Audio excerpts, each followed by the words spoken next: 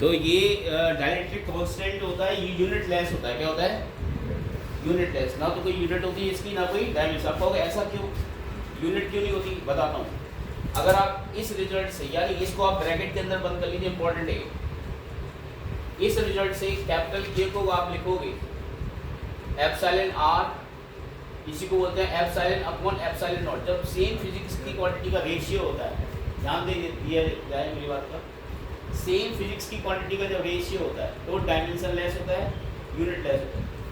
ये मीडियम की परमिटिविटी है, ये वैक्यूम की परमिटिविटी है। किसके लिए? For medium other than air.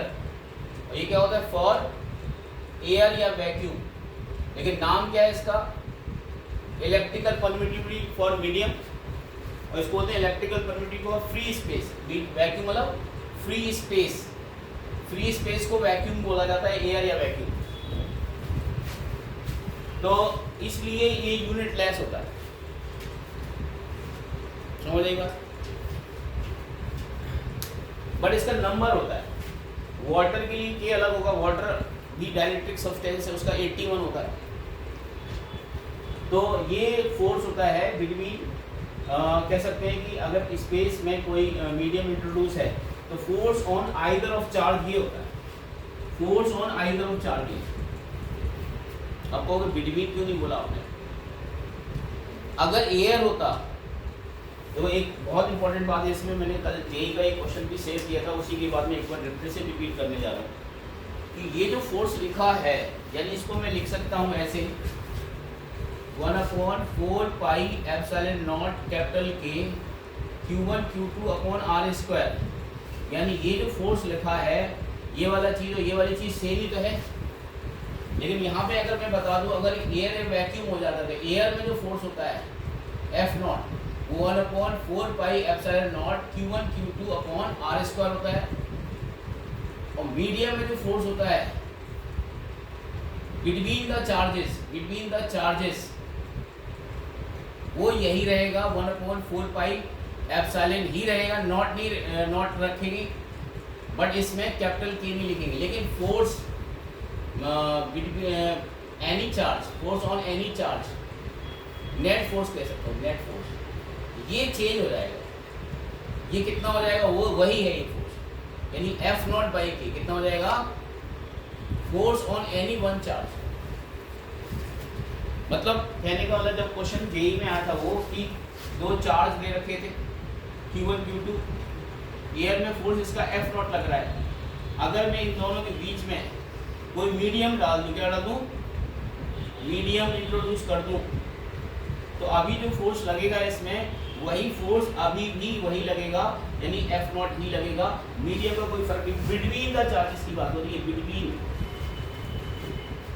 यानी बिटवीन द चार्जेस जो होता है वो फोर्स चेंज नहीं होता है, बट पर्टिकुलर एक चार्ज में हो जाता है। अब कहोगे एक चार्ज में हो जाता है, उतनी तो दूसरे में हुआ। जैसे बोलो क्या कह रहे हैं, कैसे बता रहे हो? इम्पोर्टेंट मार्क है, स्लो, ठीक है, स्लो बता सकते। ये दो चार्जेस हैं, इनका एयर या वैक्यूम में फोर्स कितना लगा, मीडियम में फोर्स कितना लगा? 1/4 pi epsilon not, 1/4 pi epsilon not नहीं बोला, अभी नॉट नहीं लगा है, Q1 Q2 upon R square. ये मीडियम में, ओके। अब अगर मान लो सब कुछ, और के क्या होता है यहाँ पे? एप्सिलॉन की वैल्यू को क्या बोलते हैं? Electrical permittivity for medium. Epsilon जो है इलेक्ट्रिकल परमिटिविटी, मैंने लिखा है इसको बोलते हैं इलेक्ट्रिकल परमिटिविटी। कल चूंकि मैंने क्लास परसों करा दी थी, इसलिए मैं उसी के थोड़ा पॉइंट से बता रहा हूँ। ये इलेक्ट्रिकल परमिटिविटी फॉर मीडियम, और ये क्या है? Electrical permittivity for electrical permit. अब कोई इलेक्ट्रिकल परमिटिविटी होता क्या है? देखो, अगर किसी भी स्पेस या मीडियम में चार्ज अगर आपको रखना है, तो वो मीडियम उस चार्ज को अलाउ करता है कि तुम इस मीडियम में रह सकते हो। अगर मान लो सपोज करिए मैंने यहाँ चार्ज रख दिया और यहाँ पे बहुत ज़्यादा मतलब हाई इलेक्ट्रिक फील्ड डेवलप हो रखी है, तो हो सकता है चार्ज लीक कर जाए। क्या हो जाए? जैसे हमें रहने के लिए हवा, एयर वगैरह सब कुछ चाहिए कि नहीं चाहिए? इसका मतलब होता है कि मीडियम उसको परमिट कर रहा है चार्ज को कि यू कैन लिव एयर, मतलब आप उस मीडियम में चार्ज एडजस्ट कर सकता है बगैर कोई लीकेज के, उसको इलेक्ट्रिकल परमिटिविटी बोलते हैं। तो परमिटिविटी अलग अलग मीडियम की अलग अलग होती है। एयर और वैक्यूम की परमिटिविटी को बोलते हैं एप्सिलॉन नॉट। क्या होते हैं, यानी इसको पढ़ते हैं एप्सिलॉन नॉट बोलते हैं, इसको बोलते हैं क्या, एप्सिलॉन नॉट। और इसको बोलते हैं एप्सिलॉन नॉट इसको। लेकिन इसको अगर बोलना है, इसको बोलते हैं एप्सिलॉन। क्या बोलते हैं, एप्सिलॉन बोलते हैं, यानी इसको एप्सिलॉन बोलते हैं। ये मीडियम के लिए होता है और ये एयर के लिए होता है। किसके लिए, एयर या वैक्यूम के लिए। ओके, तो वही मैं बात बताने की कोशिश कर रहा हूँ कि बिटवीन द चार्जेस, अगर 2 पॉइंट चार्जेस हैं, चाहे वो एयर में रखे हो चाहे किसी मीडियम में रखे हो, between the charges force change नहीं होता। बिटवीन द चार्जेस वही फोर्स होता है, चाहे वो मीडियम में हो चाहे कहीं हो। लेकिन किसी एक पर्टिकुलर चार्ज में अगर फोर्स देखा जाए और मीडियम चेंज हो जा रहा है तो फोर्स भी चेंज हो जाएगा। वो एक्चुअली ऐसा हो रहा है कि तीसरा जो बॉडी आ गया वो मीडियम आ गया ना। अब आप कहोगे एयर और वैक्यूम कोई मीडियम को, एयर और वैक्यूम कोई तीसरा बॉडी थोड़ी है, उसको तो हम नल एंड वॉइड मानते हैं।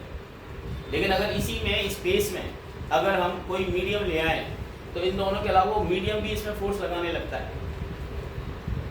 इसलिए फोर्स क्या हो जाता है, वो घट के F0/k हो जाता है।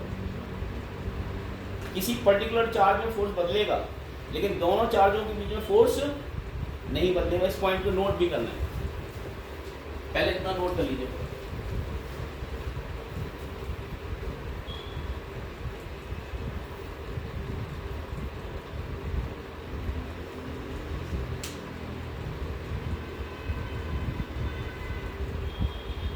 आप लोगों को ये बात समझ आ गई होगी ना?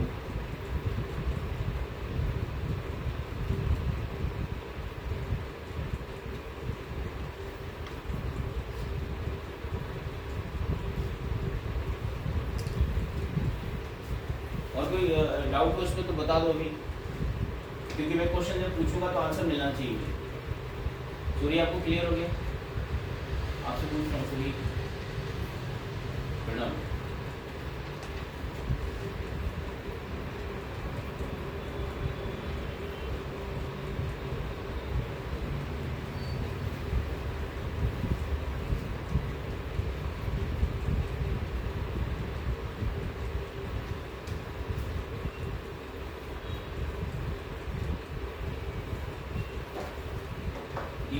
आपके पास होगा एक थर्ड वाला देखना जरा, थर्ड EPP।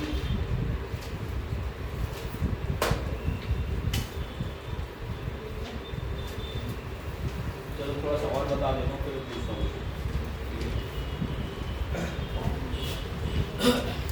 तो आपने इम्पोर्टेंट कॉन्सेप्ट क्या सीखा उसको आप बॉक्स के अंदर बंद कर लीजिए। इम्पोर्टेंट कॉन्सेप्ट है अभी मत लिखिए, इसको और चीज़ बता देने दीजिए तब आप कर पाएंगे। इम्पोर्टेंट कॉन्सेप्ट आपने ओवरऑल ये सीखा कि बिटवीन टू चार्जेस जो फोर्स एयर में रहता है वही मीडियम में रहेगा, वो चेंज नहीं होता। तो फिर कौन सा फोर्स चेंज हो जाता है, मीडियम आ जाता है। आइदर ऑफ चार्ज में फोर्स चेंज हो जाता है, नेट फोर्स चेंज हो जाता है। क्या हो जाता है, लिखिए इस पॉइंट को मोटे मोटे शब्दों में, बिटवीन 2 पॉइंट चार्जेस,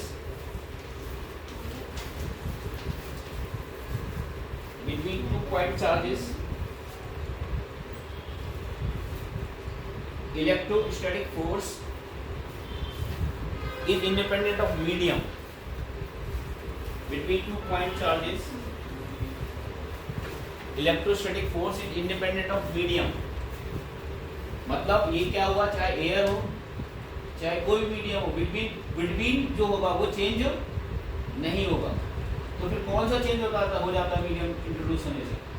किसी भी एक में, चाहे इसमें चाहे उसमें, दोनों में अलग अलग चेंज होगा। और वो कितना होगा, F0/k। F0 मतलब एयर में फोर्स डिवाइड बाई k, और k क्या है, डायलेक्ट्रिक कांस्टेंट। और k की वैल्यू 1 से बड़ी है। अगर कोई चीज़ 1 से बड़ी है, अगर आप उसको डिवाइड करोगे तो फोर्स कम हुआ या बढ़ गया? कम हो गया ना यार। अगर 1 से बड़ी कोई क्वांटिटी को डिवाइड करोगे किसी नंबर में तो वो कम हो जाएगा ना, obvious सी बात है। तो इसी के नीचे एक पॉइंट मेंशन कर दीजिए, force on either of charge will change if medium is there. Force on either of charge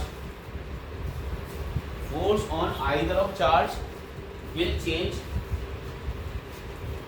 if medium is there। और वो कितना हो जाएगा बेटा, F नॉट बाई के, कितना हो जाएगा, F नॉट कौन सा फोर्स है, एयर वाला, कौन सा बच्चे फोर्स है, एयर वाला, यानी वो चेंज हो जाएगा। But between the charges medium में फोर्स चेंज नहीं होता। अब इस फोर्स का यूनिट तो सभी जानते होंगे, न्यूटन होता है। क्या होता है बेटा, न्यूटन। तो आपसे कोई पूछ सकता है इसमें कि एप्सिलॉन और एप्सिलॉन नॉट की यूनिट क्या होगी। कई बार क्वेश्चन में क्या होता है कि हम जब दो चार्जेस के बीच में कभी कुछ ना कहा जाए, जैसे मान लो ये 2 पॉइंट चार्जेस दे रखे हैं और कुछ ना बोला जाए, तो इन पॉइंट चार्जेस को कहाँ मानना है, एयर वैक्यूम में मानना है। कहाँ मानना है, अगर जब तक आपको कहा ना जाए क्वेश्चन में, तब तक आप उसमें मीडियम नहीं लेना है। अपने आप से थोड़ी आप मीडियम ले लोगे, 2 पॉइंट चार्जेस है। तो यहाँ पे मैं बात कर रहा था कि ये जो फोर्स आप लिख रहे हो 1/4 पाई एप्सिलॉन नॉट, कुछ ना कहा जाए तो आपको एयर या वैक्यूम ही लिखना है। यहाँ पे ये जो टर्म है इसको मैं स्मॉल के लिखूंगा। आप कहोगे ये तो अभी अभी आपने ले चुके थे, आप स्मॉल के लिख लिया। ये स्मॉल के डायरेक्टली कांस्टेंट नहीं होता, क्योंकि बार बार कौन लिखता है 1/4 पाई एप्सिलॉन नॉट, इसलिए इसको ब्रीफ में स्मॉल के लिख दिया जाता है ना। तो ये स्मॉल के का मतलब होता है ये 1/4 पाई एप्सिलॉन नॉट, ये डायरेक्टली कांस्टेंट नहीं है। इसकी यूनिट होती है न्यूटन पर मीटर। इसमें हो जाएगा न्यूटन मीटर स्क्वायर पर कूलम स्क्वायर। आप यूनिट निकाल सकते हो। अगर मैं इसकी यूनिट निकालना चाहूँ तो ये क्या हो जाएगा, के की यूनिट क्या हो जाएगा, आर इधर चला जाएगा तो एफ इंटू आर स्क्वायर, यानी न्यूटन मीटर स्क्वायर, और coulomb into upon into coulomb square. तो यूनिट तो इसकी ये बनेगी। अब इसकी न्यूमेरिकल वैल्यू क्या होगी, 9 इंटू 10⁹, यूनिट ये रहेगी। हालांकि 8.9 कुछ रहती है, बट 8.9 को हम लोग क्या ले सकते हैं, 9, और 10⁹ ही रहेगा, यूनिट सेम रहेगी। अगर इसी से अगर आपको एप्सिलॉन नॉट के बारे में लिखना है तो आप यहीं से निकाल सकते हो। इसकी वैल्यू हो जाएगी, अगर एप्सिलॉन नॉट निकालना है तो हो जाएगा, एप्सिलॉन नॉट हो जाएगा 1/4 पाई इंटू 9 इंटू 10⁹। कैसे किया हमने, इसको आपस में बराबर कर दिया ना, क्योंकि यही तो इसके बराबर है। बोलिए, तो एप्सिलॉन नॉट की वैल्यू क्या हो जाएगी, ये ऊपर चला जाएगा, तो ये कितना हो जाएगा, ये आ जाएगा। और इसको जब सॉल्व करेंगे तो इसकी वैल्यू आएगी 8.85 इंटू 10⁻12। यूनिट पलट जाएगी, उल्टी हो जाएगी, नीचे ना 1/, में तो इसकी यूनिट क्या हो जाएगी, coulomb square upon newton metre square. ये एप्सिलॉन नॉट की यूनिट वैल्यू होती है और यूनिट होती है। एप्सिलॉन नॉट ये है 8.85 10⁻12 और के मतलब वो है। ये चीज क्लियर है। तो ये कूलम्स जो लॉ था, हमने ये बताया, जितना फोर्स इसमें लगता है इसके कारण उतना ही फोर्स इसमें लगता है। दोनों में फोर्स हमेशा इक्वल अपोजिट रहता है। या तो फोर्स इसमें 1 में 2 के कारण इधर लग रहा होगा, या 2 में 1 के कारण इधर लग रहा होगा, या तो ये फोर्स काम कर रहा होगा या ये वाला फोर्स काम कर रहा होगा। और हम दोनों सिचुएशन में अगर आप देखोगे तो हमेशा फोर्स ऑन 1 ड्यू टू 2 जो होगा वो minus of force on 2 due to 1 होगा। मतलब इक्वल अपोजिट फोर्स होता है, इक्वल एंड ऑपोजिट फोर्स होता है। माइनस इस बात का दे रहा है, बराबर दे रहा है इक्वल की वजह से, ऑपोजिट इसलिए दे रहा है minus, equal and opposite, equal opposite force होता है। जितना फोर्स 1 में 2 में कारण लगेगा उतनी 2 से 2 में 1 का, इसका जो मैग्नीट्यूड आएगा, रेशियो जो आएगा 1 आएगा हमेशा, चाहे कितना भी बड़ा चार्ज हो, चाहे कितना भी छोटा चार्ज हो। अगर मैंने इसको 5 कूलम ले लूँ, एक इसको 1000 कूलम ले लूँ, स्टिल दोनों में बराबर फोर्स आएगा, रेशियो सेम आएगी, क्योंकि प्रोडक्ट तो सेम ही लगोगे ना। फोर्स के फॉर्मूले में प्रोडक्ट आता है ना Q1 Q2, तो दोनों में फोर्स में Q1 Q2 आएगा। प्रोडक्ट तो एक ही होगा ना, चाहे 2 into 3 करो चाहे 3 into 2 करो, आएगा तो 6 ही ना। डिस्टेंस भी चेंज नहीं हो रही है, प्रोडक्ट भी चेंज नहीं हो रहा है, तो फिर एक बड़ा चार्ज एक छोटा चार्ज की वजह से फोर्स थोड़ी चेंज हो जाएगा। तो बोलिए ये है, तो याद रखना ये चीज इम्पोर्टेंट है। इसमें मैंने कुछ क्वेश्चंस भी कराए थे, अब मैं थोड़ा सा इसकी एक दो क्वेश्चन करवा देता हूँ, थोड़ा सा आप लिख लीजिए क्वेश्चन। एक इम्पोर्टेंट क्वेश्चन हम लोग डिस्कस करने जा रहे हैं, जरा बताइए, आपने इंडक्शन वगैरह भी पढ़ लिया, इसको नोट कर लिया, कर लो पहले, यहाँ तक बात क्लियर होगी सभी? क्या क्या सीखा आपने? Between the charges force change होता है क्या? नहीं, किसी एक पर्टिकुलर चार्ज में फोर्स चेंज होगा अगर मीडियम आ जाए तो? यस। कितना? F एयर बाई ए, ये बात दिमाग में रख लीजिए। और हमेशा चार्ज का रेशियो 1:1 होता है, फोर्स का रेशियो, सॉरी फोर्सेस का रेशियो क्या होता है? 1:1। माइनस क्यों है? क्योंकि हमेशा इक्वल ऑपोजिट लगता है, या तो अट्रैक्शन लग रहा होगा या रिपल्सन लग रहा होगा, या तो अपनी तरफ खींच रहे होंगे या दूर भेज रहे होंगे। क्यों है? अब यहाँ पे एक क्वेश्चन मैं पूछने जा रहा हूँ, आपने इंडक्शन वगैरह सबने पढ़ लिया है, अब देखो उसका यूज अब आपको इलेक्ट्रोस्टैटिक्स में देखने को मिल रहा है। मान लीजिए हमने दो पॉजिटिव चार्ज ले लिए, स्फीयर ले लिए, consider two positive charge sphere, दोनों पॉजिटिवली चार्ज स्फीयर ले लिए, और इसके पास एक दूसरा पॉजिटिवली चार्ज स्फीयर हमने ले आए, और इनके सेंटर से सेंटर की जो डिस्टेंस है वो r मान लेते हैं, सेंटर से सेंटर की डिस्टेंस को मान लेते r। ध्यान देना, क्या इसके बीच में जो फोर्स होगा, अगर इसका चार्ज q1 इसका चार्ज q2 है, ठीक है, चलो q मान लेते हैं, दोनों में सेम मान लेते हैं, आइडेंटिकल मान लेते हैं, आइडेंटिकल मान लिया हमने। तो फोर्स अभी इसके बीच में लग रहा है F लग रहा है, let the force between Q1 Q2 Q and Q r distance पे सेपरेटेड है, वो F लग रहा है। तो क्या ये जो फोर्स इनके बीच में जो लगेगा वो F से ज्यादा होगा या F से कम होगा या F के बराबर ही होगा, या हम कुछ कह नहीं सकते, कैन नॉट से। ये दोनों चार्ज स्फीयर है, पास पास रखे, और ये वाला वो फोर्स है, अगर मान लो ये पॉइंट चार्ज होते, क्या होते? पॉइंट चार्ज होते, तो इसका चार्ज सेंटर में मान के हम फोर्स क्या कह रहे हैं? F कह रहे हैं। तो इसकी फोर्स की जो वैल्यू होगी 1/4πε0 Q1 Q2 अपॉन r² होता। बोलो, तो क्या इस सिचुएशन में जो फोर्स लगेगा, क्या वो इतना ही लगेगा या इससे ज्यादा लगेगा, कम लगेगा? इतना ही लगेगा। गलत, इतना नहीं लगेगा। अब बताए क्या होगा इसमें, होगा क्या? अगर आप ध्यान से देखोगे ना तो इसमें इंडक्शन होगा। क्या होगा बेटा? इंडक्शन होगा। इंडक्शन से क्या कह सकते हैं? इंडक्शन मत कहो, ये पॉजिटिव, ये भी पॉजिटिव, रिपल्सन होगा। इनमें क्या होगा? ये सारा पॉजिटिव जो है इस साइड चला जाएगा, दूर भागने को, और ये सारा पॉजिटिव इस साइड आ जाएगा। अरे बोलो, तो इनकी जो सेंटर, इनकी जो डिस्टेंस है, इफेक्टिव डिस्टेंस, अब सारा चार्ज चूंकि इधर आ गया तो थोड़ा सा इसका सेंटर इधर शिफ्ट हो जाएगा ना चार्ज का। आपने 11th में पढ़ा होगा, सेंटर ऑफ मास पढ़ा है। तो चार्ज चूंकि इधर की तरफ सारा चला गया तो हम कह सकते हैं यहाँ इसका सेंटर शिफ्ट हो गया, मतलब सेंटर जो नया है वो थोड़ा सा शिफ्ट हो जाएगा, यानी C1 डैश कह सकते हैं। इसका सेंटर, चार्ज का सेंटर C1 C2 से हट के कहाँ गया? C1 डैश C2 डैश, यानी R जो इफेक्टिव होगा वो आपका चेंज हो गया। R इफेक्टिव जो है वो चेंज हो गया। वो कितना होगा? R इफेक्टिव जो R से ज़्यादा हो जाएगा, पहले वाले R से। जब हम लाए थे, जब रखने वाले थे, तब फोर्स हमारे पास ये है, लेकिन जैसे ही हमने रख दिया तो फोर्स क्या होगा? वो चेंज हो जाएगा। क्यों? क्योंकि R की जो वैल्यू है वो बढ़ जाएगी इफेक्टिवली। अगर R बढ़ गया तो फोर्स क्या हो जाएगा? कम हो जाएगा, क्योंकि इनवर्स है ना। तो इसका मतलब ये जो फोर्स होगा F डैश, वो आपका F से कम होगा, यानी ये आंसर सही होगा। ये आंसर इसका होगा। F डैश की वैल्यू लेस देन F होगी। ये बहुत लॉजिकल क्वेश्चन मैंने पूछा, कोई किसी को डाउट हो तो बताओ। क्योंकि पॉजिटिव, दो पॉजिटिव चार्ज लेके आए हो ना भाई भैया, तो ये चार्ज पॉजिटिव को रिपेल करके इसके एक्सट्रीम पॉइंट इस ज्यादा इस सिचुएशन में चला जाएगा ना। ये अगर ये चार्ज ना जाता है ऐसे तो हम एक्चुअल फोर्स क्या लिखते?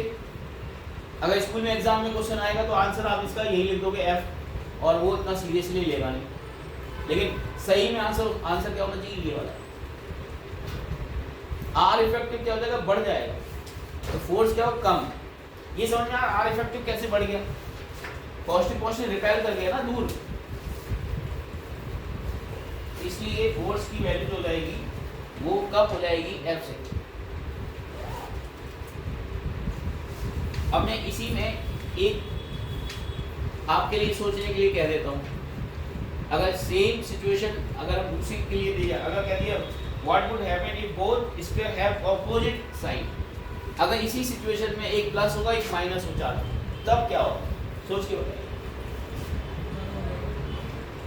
अगर मान लो ये तो हमने सिचुएशन बता दी, एक में प्लस है और एक में क्या है, माइनस है, और फिर अभी फोर्स जब हमने इंडक्शन, जब ये चार्ज में कोई इफेक्ट नहीं आएगा तब फोर्स हमारा क्या है, यही रहेगा। ये मान लेते हैं Q1 है, ये Q2 है, तो फोर्स आपका क्या रहेगा, ये 1/4πε0 रहेगा अभी। लेकिन जब आप इफेक्ट इसको देखोगे, ये फोर्स जो नया वाला फोर्स होगा F डैश, वो F से ज़्यादा होना चाहिए, कम होना चाहिए। ये सारा प्लस इस साइड चला जाएगा, सारा माइनस इस साइड आ जाएगा, अब R कम हो जाएगा। यानी इसकी सिचुएशन क्या बन जाएगी, ये सिचुएशन बन जाएगी, ये सारा प्लस इस साइड आ जाएगा, इसके पास ये माइनस इधर आ जाएगा। बोलो इसमें R क्या हो जाएगा, R डैश जो होगा वो R से कम होगा। बोलो अभी ये R है ना, ये R डैश कम हो जाएगा ना, कि पॉजिटिव और नेगेटिव में अफेक्शन होता है, तो पास पास आ जाएगी। तो जब अफेक्शन हो जाएगा तो इसमें F डैश की वैल्यू क्या हो जाएगी, ज़्यादा नहीं हो जाएगी F से। और अगर मान लो ये इफेक्ट ना होता, अगर ये पॉइंट चार्जेस होते तो इफेक्ट ना होता, पॉइंट चार्जेस में कहाँ जाएगा, पॉइंट में ही तो रहेगा, तब तो F डैश बराबर F ही रहेगा। अरे बोलिए, ये तब है जब स्फेरिकल बॉडी में चार्ज डिस्ट्रीब्यूट हो रहा है।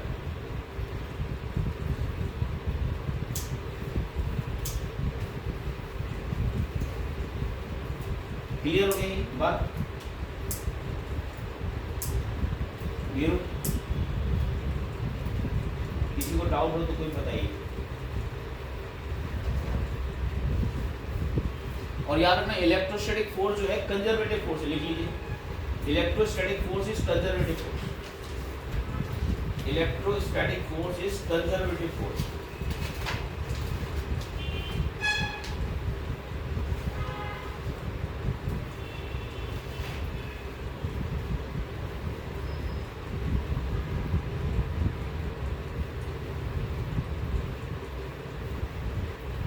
ये क्वेश्चन और कराने जाने गुलाम स्लो पे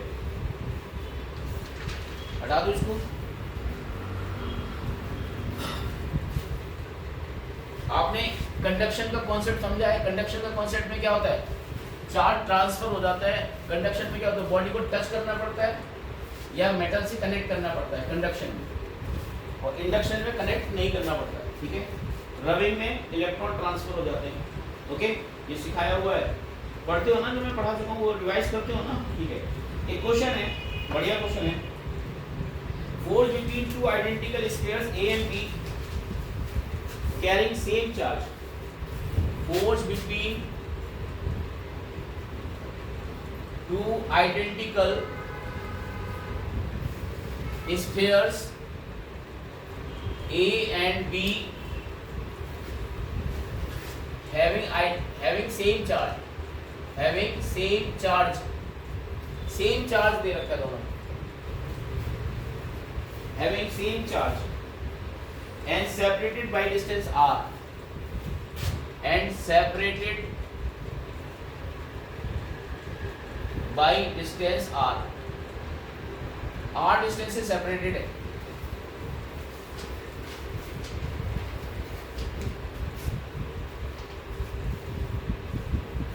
इन वैक्यूम में, कहाँ में, इन वैक्यूम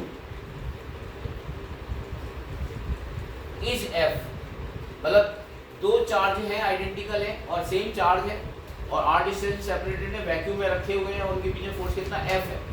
ध्यान से सुनना, इसके बाद कहा जा रहा है ये थर्ड आइडेंटिकल चार्ज ले आया है, ये थर्ड आइडेंटिकल मतलब उसका भी साइज सेम ही है, लेकिन उस चार्ज का नाम है C, इज टेकन एक तीसरा आइडेंटिकल चार्ज लाए,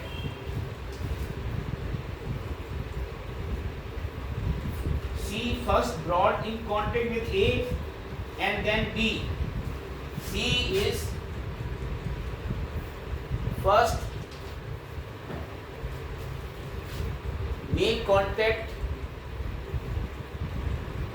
with A and then B. पहले A उसका A के साथ कांटेक्ट किया, फिर B के साथ कांटेक्ट किया। आइडेंटिकल स्फीयर है, चार्ज ना बोलिए, थर्ड आइडेंटिकल स्फीयर बोलिए, इसको चार्ज मत बोलिए, स्फीयर बोलिए, अभी इसमें चार्ज था नहीं पहले। In third identical sphere C,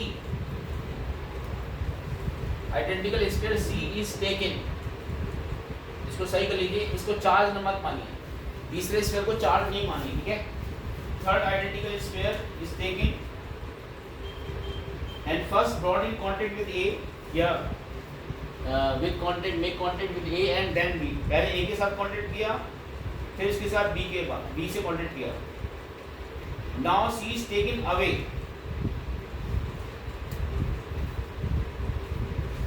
now C is taken away, अब उसको C को बाहर कर लिया।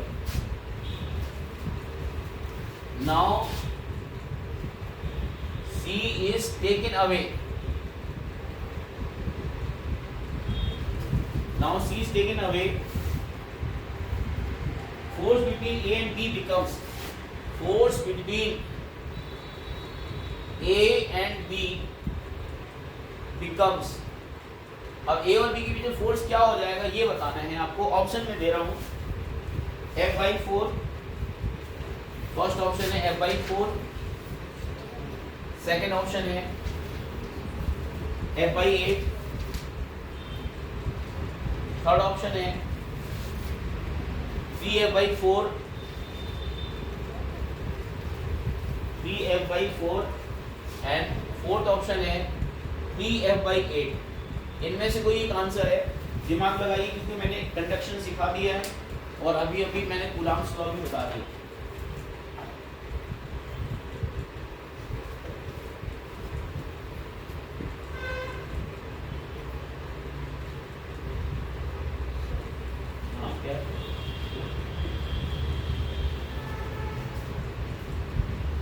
अभी आंसर में थोड़ी देर बाद इसका बताऊंगा।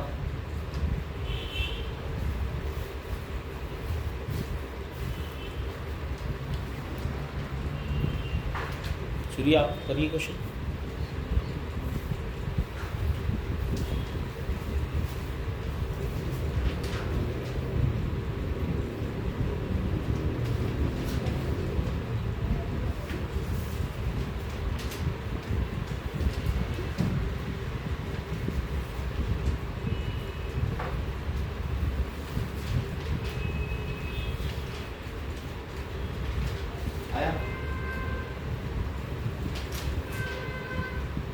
अगर आप दिमाग नहीं लगाओगे चीज़ें तो ध्यान नहीं दोगे तो फिर चीज़ें नहीं आएंगी। पहले आप देखो A और B है, चार्ज कुछ मान लो Q मान लो, सेम चार्ज है, उनके बीच में फोर्स लिख लोगे। पहले वो फोर्स क्या हो जाएगा, पहले A और B का बीच में फोर्स क्या होगा, इनिशियल क्या होगा A और B के बीच में, बताइए तो जरा, कौन बताएगा, कितना लिखूँ बोलिए पीछे, दिव्यांश बताओ A और B के बीच में पहले फोर्स कितना होगा, बोलो, उसको F माना जा रहा है, कितना लिखो उसको बोलिए, K मतलब 1/4π0 Q²/R², यही तो लिखोगे पहले। बाद में क्या हो रहा है, एक तीसरा लाए पार्टिकल और स्फीयर लाए, वो भी अनचार्ज है। शुरुआत में क्या आइडेंटिकल लाए लेकिन उसको चार्ज नहीं बोला, अब उसको पहले A से कनेक्ट किया, अब टच करोगे A के साथ तो आधा चार्ज बढ़ जाएगा ना। अरे भाई C तो अनचार्ज है, एक अनचार्ज को चार्ज वाली बॉडी में लाओगे, आइडेंटिकल तो बताया नहीं था चार्ज Q1 + Q2/2 होता है, एक में तो 0 है एक में Q है, तो 0 + Q/2 0 + Q/2 दोनों में आधा बढ़ जाएगा ना A और C में, यानी A में चार्ज अब कितना रह गया, A में जो चार्ज अब नया रह गया वो Q/2 रह गया।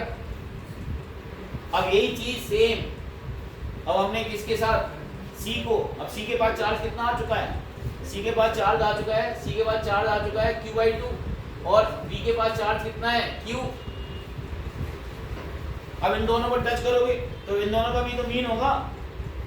शाबाश तविश, बहुत बढ़िया, तविश ने आंसर सही दिया, 3f/8। अब इतना हिंट, इतने तो चीजें आना चाहिए। अब कितना हो जाएगा, q0 प्लस q/2 कितना हो जाएगा, 3q/4 हो जाएगा क्या, बोलो। अरे भाई 2q प्लस q 3q/2, नीचे तो एक 2 और 3q/4 हो जाएगा। ये चार्ज दोनों में यही हो जाएगा। अब सी को तो हटा दो, तो बी में नया चार्ज कितना आ गया, बी में जो नया चार्ज आ गया 3q/4 आ गया, नहीं, बी में नया चार्ज कितना आ गया, 3q/4। अब आप फिर से ए और बी को कंसीडर कर लो। इसमें चार्ज कितना आ चुका है, q/2, इसमें 3q/4, r डिस्टेंस, ये तो नया फोर्स कितना हो जाएगा, f'।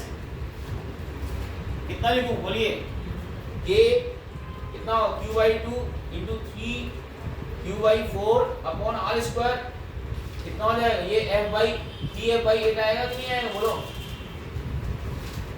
देखिए कितना अच्छा है बच्ची ने किया, आपने निकाला था बेटा, बहुत बढ़िया।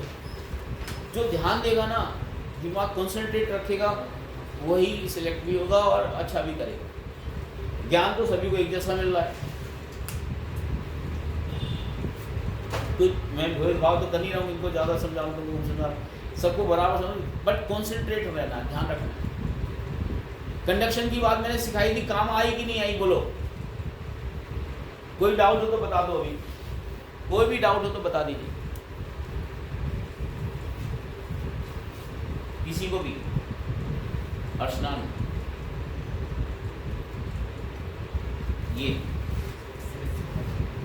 ये वाली चीज, हाँ, कंडक्शन में क्या होता है, जब दो आइडेंटिकल से, हाँ ध्यान से सुनना, जैसे इसमें चार्ज q1 है, इसको q2 है, ध्यान से इधर देखो ना मेरी तरफ, इसमें चार्ज q1 इसमें q2 है, दोनों को टच कर दोगे, आइडेंटिकल साइज है, तो उनका मीन हो जाता है, बताया तो था। चार्ज का पैर हिलाना बंद करोगे, इसलिए नहीं समझ आ रहा, पैर ज़्यादा हिला रहा है, दिमाग को ध्यान रखो। दो आइडेंटिकल चार्ज हैं, आइडेंटिकल बॉडीज हैं, अगर q1 q2 डिफरेंट चार्ज भी होंगे ना, जब उनको टच करोगे तो टच करने के बाद जब अलग कर लोगे तो चार्ज मीन हो जाता है। क्या हो जाता है, ये दिमाग में सेट कर लो अच्छे से, आप सिखाई तो थी यार। लेकिन अगर आइडेंटिकल नहीं होते, अलग अलग रेडियस के होते, तो मीन नहीं होता। उसको सिखाया था कैसे, चार्ज कंजर्वेशन करके और चार्जेस को रेडियस के प्रोपोर्शनल मान के रेशियो निकाल के बताया था उसने, ये बताया था। बाहर की लाइट जला दी। अब यहाँ पे क्या हो रहा है, देखो, ए और बी में दोनों में सेम चार्ज है, उनको तो टच नहीं करा रहे हैं। एक तीसरा अनचार्ज लेके आए, तीसरा क्या लेके आए, अनचार्ज। जब तीसरा अनचार्ज लेके आए तो उसको आप ए के साथ टच करोगे तो सी में तो 0 है, ए में q है, तो q/2 नहीं हो जाएगा।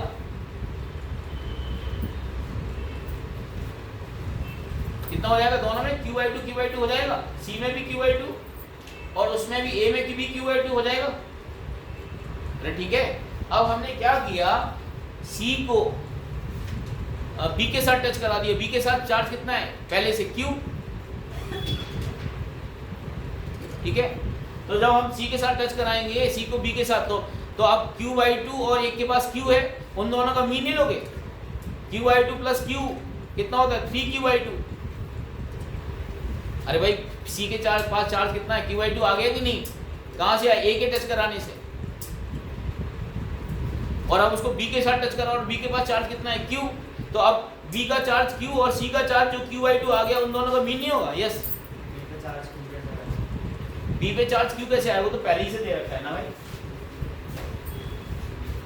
ए और बी का चार्ज तो सेम है ना, पहले दे रखा है ना, कहा गया ना कि दोनों में आइडेंटिकल चार्ज है, कहा गया ना पहले, वो तो ऑलरेडी है ही, बी के पास q, ए के पास भी q है, ए और बी हैं दोनों चार्ज। अभी सी तो चार्ज ही नहीं है, ए को सी को ए के साथ लेके गए, टच कराया तो आधा चार्ज उसने सी को दे दिया, आधा ए के पास बचा रह गया।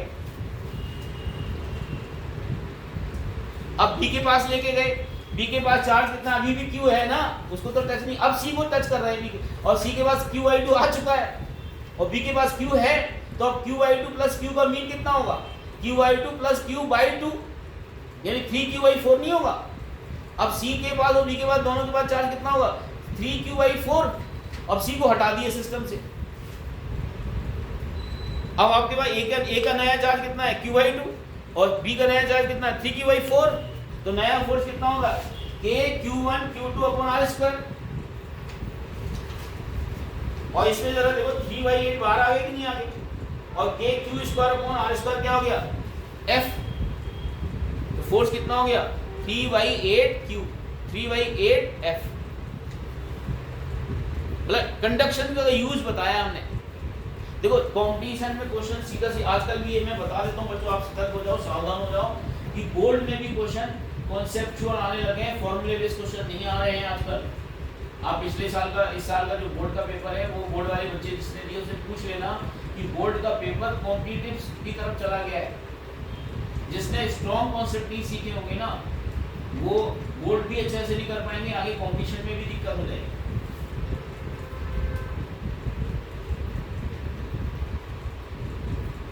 इसका पहले कभी उसने क्वेश्चन किया था क्या? नहीं किया ना, सिर्फ उसने दिमाग लगाया जो मैंने सिखाया, इन दोनों ने कर लिया। एक जगह कंसंट्रेट हो जाओ और क्लास एवरीडे आओ, इधर उधर मत लगाओ, अच्छा होगा, बहुत बढ़िया होगा। ये जो चीज़ें मैं पढ़ा चुका हूँ ये स्टिल मैंने आज इसलिए बताई क्योंकि आप अभी 4 बच्चे क्लास नहीं अटेंड करेंगे, बोलिए, लेकिन अब और जो बच्चे होंगे उनको मैं एक्स्ट्रा क्लास दूंगा टाइम, इस बैच में तो नहीं दूंगा। अरे बोलिए, मतलब एंट्री दे दूंगा लेकिन आगे का पढ़ाऊंगा, बैक नहीं दूंगा, बैकलॉग नहीं दूंगा, बैकलॉग जो पढ़ा दिया वो रिपीट नहीं करना। बोलिए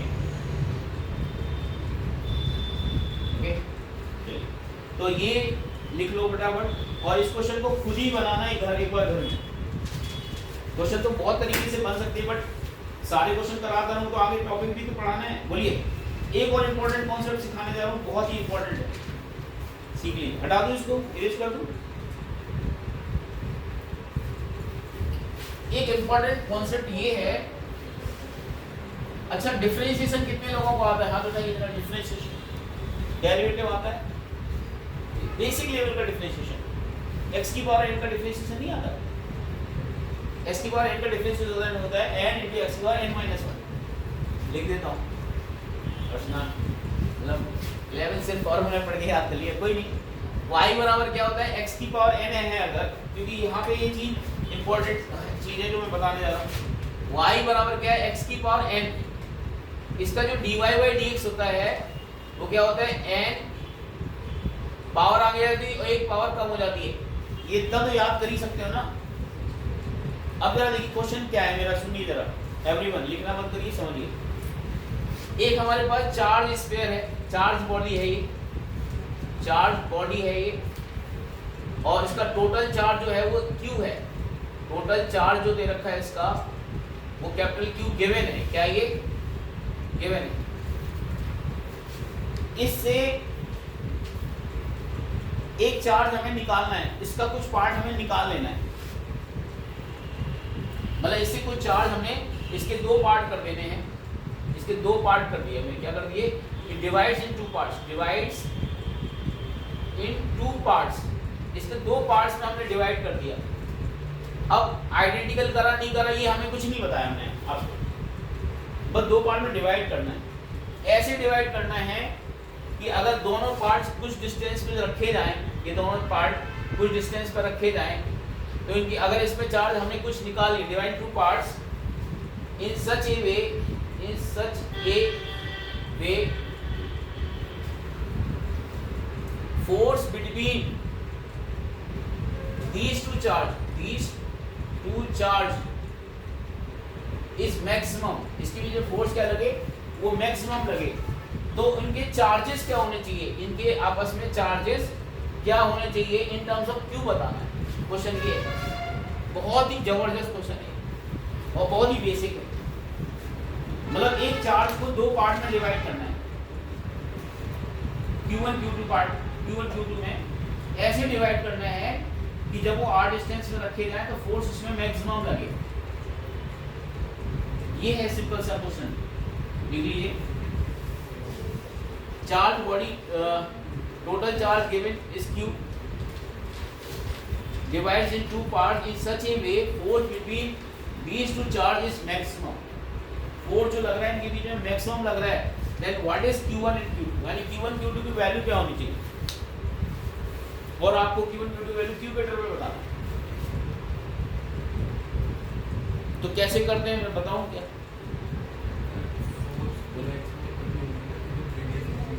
जब रेडियस कहाँ है, यहाँ पर डिस्टेंस की बारे में बात हो रही है। हाँ वो तो ठीक है, मिनिमम होगी वो बात ठीक है, लेकिन आर तो ये गिवन है ना, कांस्टेंट है, आर तो गिवन है, इनकी रेडियस का रिलेशन थोड़ी हमें पता है कुछ, आर कांस्टेंट रखना है।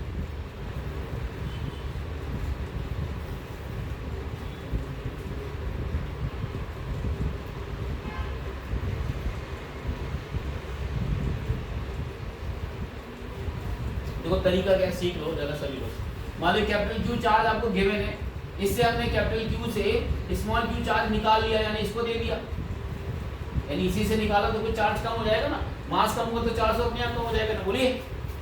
यानी अब एक का चार्ज हो गया हमारा कितना, q माइनस क्यू, और दूसरे का चार्ज हो गया q। अब q की वैल्यू तो ही तो फाइंड आउट करनी कितनी होगी ताकि फोर्स मैक्सिमम लगे। जरा समझना, लिखना मत, समझ जाएगा सभी लोग। तो जब आप अभी फोर्स लिखेंगे क्या आएगा, k मतलब 1/4πε0, ये क्या हो जाएगा q minus q naught into q upon r square. अब इसमें कांस्टेंट क्या है, ये कांस्टेंट है कि नहीं?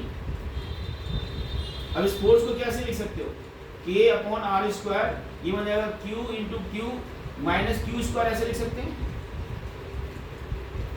अरे भाई स्मॉल q हमें पता थोड़ी कितना लेना है, अगर स्मॉल q पता चल जाएगा तो फिर तो इनकी अलग अलग वैल्यू पता चल जाएगी ना। अगर एक का चार्ज कैपिटल Q था, उसको हमने कुछ निकाल लिया, मतलब स्मॉल q चार्ज निकाल दिया, तो अब एक में चार्ज कितना हो जाए, capital Q minus small q, दूसरे में स्मॉल q। अब स्मॉल q ही तो नहीं पता ना कितना हो, वही तो ऐसा चाहिए ताकि मैक्सिमम फोर्स लगे। तो हमें क्या करना पड़ेगा, उस सिचुएशन में हमने चार्ज निकालने के बाद नई सिचुएशन में फोर्स देख लिया, अब हमें इसको मैक्सिमाइज करना है। क्या करना है, और जब फिजिक्स में किसी भी क्वांटिटी को मैक्सिमाइज करते हैं, for f to be max, उसका डेरिवेटिव जीरो करते हैं। किसके रिस्पेक्ट में चेंज करेंगे डेरिवेटिव, स्मॉल q के रिस्पेक्ट में, क्योंकि कैपिटल Q तो गिवन है, इसका डेरिवेटिव जीरो करते हैं। ये रूल होता है, ये शायद आपने 11th में तक डिटेल में नहीं ध्यान दिया होगा, लेकिन मैं आपको बता दे रहा हूँ कि जब भी कोई क्वांटिटी को मैक्सिमाइज करते हैं या मिनिमाइज करते हैं तो उसका डेरिवेटिव जीरो करते हैं, तो ये कंडीशन होती है। तो अब चलो डिफरेंशिएशन कर लेते हैं। तो ये k गुना r स्क्वायर तो कांस्टेंट है। अब जरा बताओ df upon dq small q करोगे तो k अपॉन r स्क्वायर हो गया, ये इसका डेरिवेटिव कितना होगा, q इंटू q का डेरिवेटिव कितना हो जाएगा, q तो कांस्टेंट है, तो इसका कितना हो जाएगा, इसमें 1, और q स्क्वायर का क्या होगा, ट्वाइस q नहीं हो जाएगा। अरे भाई x की पावर n से तो करा ना, 2 आगे था, ऊपर आगे आ जाएगा 2 और 2 माइनस 1, और q का क्या हो जाएगा 1। अगर q का 1 कैसे हो गया, q की पावर 1 है तो इसका dq बाई dt करें तो 1 आगे आ जाएगा, और q 1 माइनस 1 यानी कि 0 1 नहीं हो गया इसका, q की पावर 0 मतलब 1, तो ये आगे डेरिवेटिव। अब इसको 0 करेंगे, इससे क्या निकल के आएगा, स्मॉल q की वैल्यू क्या निकलेगा, q बाई 2। इसका मतलब दोनों अगर इक्वली डिवाइड होंगे क्या होंगे, तभी फोर्स मैक्सिमम होगा, अदरवाइज फोर्स मैक्सिमम मतलब दोनों 50-50% डिवाइड होने चाहिए। ऐसा नहीं कि ये 30 और 40, ये 30 और ये 70, ऐसा नहीं, दोनों का डिवीजन इक्वली होना चाहिए तभी फोर्स मैक्सिमम लगेगा, अदरवाइज फोर्स मैक्सिमम नहीं लगेगा, मैक्सिमम से कम लगेगा तो, बट कंडीशन क्या है हमारी, मैक्सिमम फोर्स लगाने की। तो एक बात को गांठ बांध लीजिए दिमाग में, क्या गांठ बांधनी है कि अगर एक चार्ज को अगर 2 पार्ट में डिवाइड करने हैं तो मैक्सिमम फोर्स देखने के लिए क्या करना पड़ेगा, इक्वली डिवाइड करना पड़ेगा।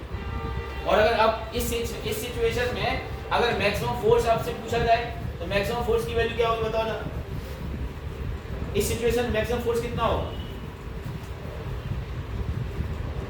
इस सिचुएशन में मैक्सिमम फोर्स हो जाएगा k q/2 into q/2 upon r square, यानी मैक्सिमम फोर्स हो जाएगा k q square upon 4r square, यही मैक्सिमम फोर्स हो जाएगा। बोलो कोई बात समझ नहीं है तो बताइए।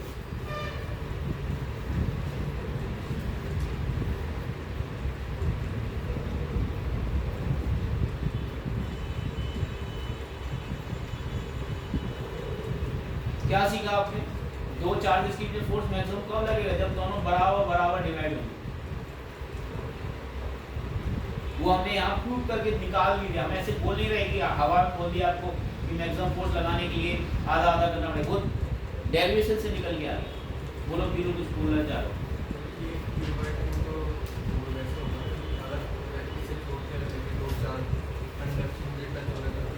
कंडक्शन से बात ही नहीं हो रही है, कंडक्शन का कॉन्सेप्ट अलग है, यहाँ टच करने की बात ही नहीं हो रही है। यहाँ क्या है कि दो एक चार्ज बॉडी दे रखी है, हमें एक ही बॉडी दे रखी है, उससे हम थोड़ा सा पार्ट कितना निकालें और फिर उसको सर्टेन डिस्टेंस पे रखें ताकि फोर्स मैक्सिमम हो। तो मैं तो कंडक्शन से जोड़ इसलिए रहे हो क्योंकि चार्ज आधा आधा हो गया, इक्वल साइज के होते हैं तो कंडक्शन से आधा आधा होता है, वो तो पता है। आधा आधा तब होगा जब इक्वल साइज के होंगे, लेकिन फोर्स मैक्सिमम होगा कि नहीं होगा वो तो डिफरेंशिएशन से पता चला ना भाई। कंडक्शन से चार्ज मीन लेते हैं, ये बात सही है। आइडेंटिकल होंगे तो आधा आधा हो जाएगा, आइडेंटिकल नहीं होंगे अगर तो फिर आधा आधा नहीं होगा ना। लेकिन फोर्स मैक्सिमम होने के लिए आधा आधा होना जरूरी है। बट यहाँ कंडक्शन का प्रिंसिपल यूज ही नहीं हो रहा है, ये तो अलग ही क्वेश्चन हो गया ना। क्या सीखा इस क्वेश्चन से आपने कि अगर कोई भी चार्ज दिया है तो उसको दो पार्ट में अगर कैसे डिवाइड करें ताकि रेशियो फोर्स मैक्सिमम आए, और रेशियो पूछ ले उन दोनों चार्जेस का क्या आएगा? दो पार्ट जब डिवाइड कर दे तो उनका रेशियो 1:1 ही तो आएगा। लेकिन अगर जो निकाला गया पार्ट है तो वो अगर q/2 निकालोगे तो पहले का भी q/2 बचा, उसका भी q/2 बचा। बोलो, ये चीज रखना ध्यान कि इक्वली डिवाइड करने से ही चार्ज मैक्सिमम फोर्स लगेगा।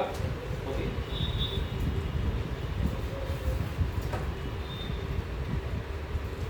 अब एक और इंपॉर्टेंट कॉन्सेप्ट मैं सिखाने जा रहा हूं, लिख लीजिए। आपने 11th में सर्कुलर मोशन पढ़ा है? सर्कुलर मोशन नहीं पढ़ा तो इतना तो जानते होगे कि सर्किल में घूमने वाले पार्टिकल को की मोशन को सर्कुलर मोशन बोलते हैं। सेंट्रीपिटल फोर्स सुना है? सेंट्रीपिटल, सेंट्रीफ्यूगल से सुना है? सेंट्रीपिटल सुना है? mv²/r। तो एक इंपॉर्टेंट कॉन्सेप्ट लिख लीजिए कि अगर दो चार्ज पार्टिकल, हम कहते हैं 2 हो, 3 हो, 4 हो, 5 हो, कितने भी हो, पहले मैं 2 के लिए बात बता रहा हूँ, आप उसी तरह से 3 के लिए भी अप्लाई कर सकते हो, 4 के लिए भी अप्लाई कर सकते हो। इंपॉर्टेंट कॉन्सेप्ट है। कंसीडर टू चार्ज पार्टिकल्स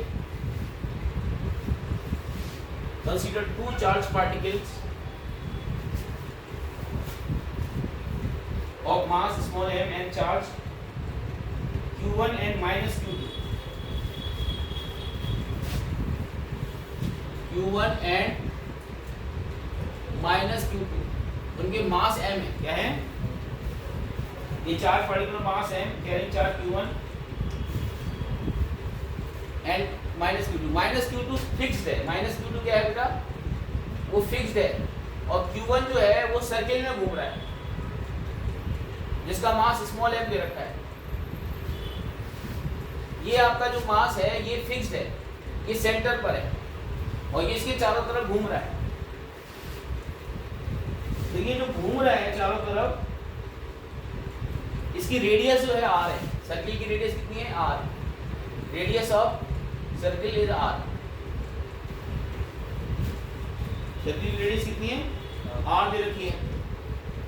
तो एक लॉ होता है इंपॉर्टेंट, आपसे पूछा जाए इसकी स्पीड बताओ, इस घूमने वाले पार्टिकल की स्पीड बताओ। Find speed and time period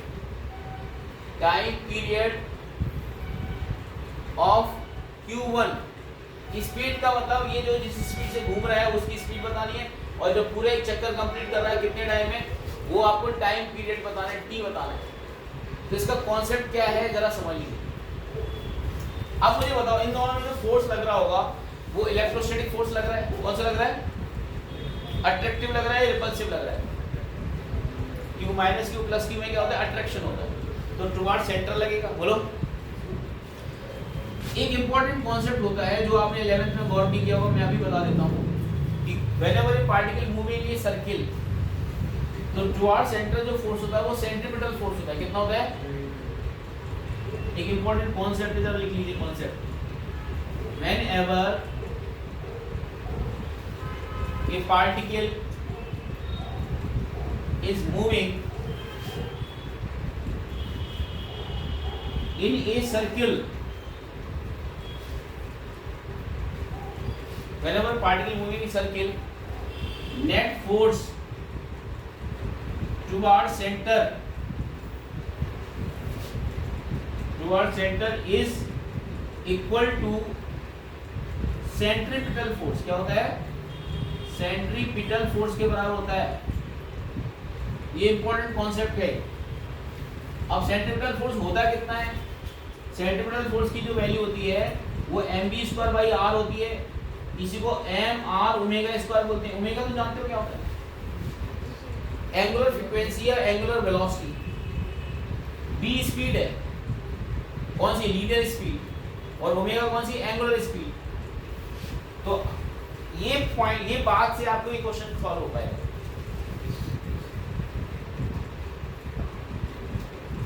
क्या आप ट्राई कर सकते हो मुझे स्पीड निकालने के लिए? इन दोनों के बीच में जो फोर्स लगेगा वो सेंट्रीपिटल फोर्स किससे मिलेगा? इसको इलेक्ट्रोस्टैटिक अट्रैक्शन से. किससे मिलेगा? इलेक्ट्रोस्टैटिक अट्रैक्शन जो होगा वही सेंट्रीपिटल फोर्स के बराबर हो जाएगा. यानी लॉजिक क्या है? सेंट्रीपिटल फोर्स जो होगा, इलेक्ट्रोस्टैटिक फोर्स जो होगा, इलेक्ट्रोस्टैटिक फोर्स जो होगा that equal to centripetal force. Centripetal force के बराबर होगा. तो इलेक्ट्रोस्टैटिक फोर्स कितना लिखेंगे बताओ? K Q1 Q2 साइन नहीं रखते. एक का माइनस एक का प्लस है तो अभी हमें प्लस ही लेने हैं दोनों को. मैंने पहले बता दिया मैग्नीट्यूड लिए जाते हैं. क्या लिए जाते हैं? बताया था नहीं बताया था? Upon r². अब सेंट्रीपिटल फोर्स क्या लिखेंगे? mv²/r लिखेंगे नहीं. अब यहां से b नहीं निकाल पाओगे. निकालो जरा b कितना है. सॉल्व करके बताओ b बताओ. Speed k q1 q2 upon mr आएगा क्या? b बराबर under k q1 q2 upon mr आएगा. चेक करो. तो k की वैल्यू डाल देंगे क्या? 1/4 और कितनी डालेंगे? तो यहां से हमें b मिल जाएगा. अब टाइम पीरियड कैसे आएगा बताओ? टाइम पीरियड निकालेंगे कई तरीके. देखो कौन कौन से फॉर्मूले का टाइम पीरियड का. एक तो होता है t बराबर, पहले लिखना मत करो, समझो, 2πr/b. या ऐसा कर सकते हो 2π/ओमेगा. अगर 2π/ओमेगा लिखना है तो इसको हम लिख सकते हैं mr ओमेगा स्क्वायर. यहाँ से सीधे ओमेगा स्क्वायर निकाल लो और यहाँ रख दो. तो टाइम पीरियड या d आ चुका है, r पता है, इसमें रख दो और सॉल्व कर लो. तो बताओ टाइम पीरियड का एक्सप्रेशन बताओ. टाइम का एक्सप्रेशन क्या है?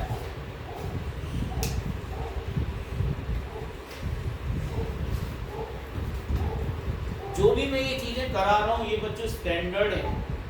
मतलब आपके स्कूल एग्जाम में भी काम आएंगे, आपके बोर्ड एग्जाम में भी काम आएंगे, कॉम्पिटिशन में भी काम आएंगे. बिल्कुल बेसिक चीजें ही सिखा रहा हूँ. अगर साइंस ले रखी है तो ये चीजें आपको सीखनी ही पड़ेंगी अच्छे मार्क्स अगर लाने हैं फिजिक्स में. अरे बोलिए.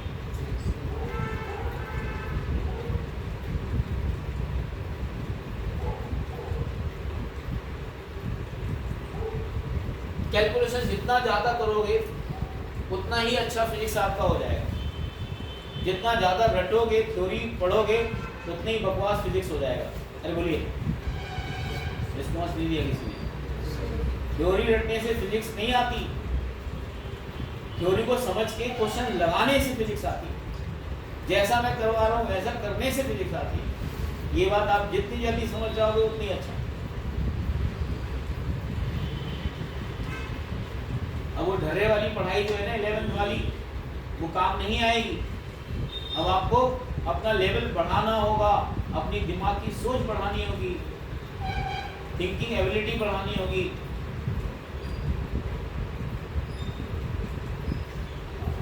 कोई भी डाउट हो तो बताओ. इसमें आंसर टाइम पीरियड का एक्सप्रेशन कितना आ रहा है बोलो जरा. 2π. 2π कितना होता है? t equal to 2π under root. लिखूं क्या और बोला 2π फिर अंडर रूट के Q1 Q2 upon MR cube, ऐसा चेक करते हैं। बाकी लोग देखो, मुझे अभी कंफर्म नहीं करूंगा इसको ये सही है कि नहीं, बाकी लोग निकालो अपना अपना बताओ। आप डायरेक्ट इसी में रख सकते हो ना, बी निकल आया तो आप सीधे सीधे इस वाले एक्सप्रेशन में रखो।